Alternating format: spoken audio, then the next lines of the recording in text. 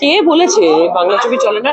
বাংলা ছবি চলে, সেটা উদাহরণ দেখতেই পাচ্ছ। আমার বস মানে আজকে আমরা সেলিব্রেট করছি, আমাদের কয়েকজন এই ছবির কাস্ট অ্যান্ড ক্রু আমরা সেলিব্রেট করছি আজকে। শিবুদা নন্দিতাদিকে ভীষণ মিস করছি, ওনারা থাকলে আরো বেশি ভালো লাগতো। আই থিঙ্ক 100 দিনে আমরা সেলিব্রেট করব। সবাই খুব ভালোবেসেছে আমাদের ছবি, আর বিশেষ করে যারা মানে সিনিয়র সিটিজেন তারা খুব ভালোবেসেছে। আমার কাছে এটাই অনেক, এটাই আমার সব থেকে বড় পাওনা।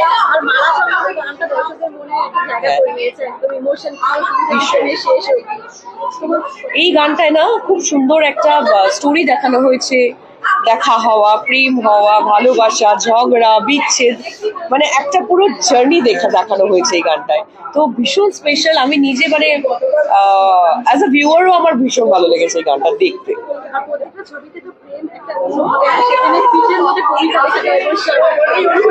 এটা আমি লাইফে কোনোদিনও ভাবতেও পারিনি এইভাবেও প্রেমের মানে আদান প্রদান হয়, যে পিঠে কবিতা লিখে। এটা শিবুদা নন্দিতাদেরই মাথায় আসতে পারে।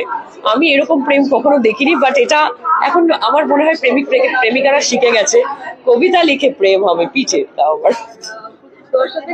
দর্শকদের এটাই বলবো যে আপনারা অনেক ভালোবাসা দিয়েছেন। আজ আপনারা ভালোবাসা না দিলে আমাদের ছবি এতটা দূর এগোতো না। আর আশা করছি আপনারা আবারও, আপনারা যারা যারা দেখেনি তাদেরকে অবশ্যই শেয়ার করবেন। আমার বসটা মিস করা যাবে না। একদম কারেক্ট। Thank you.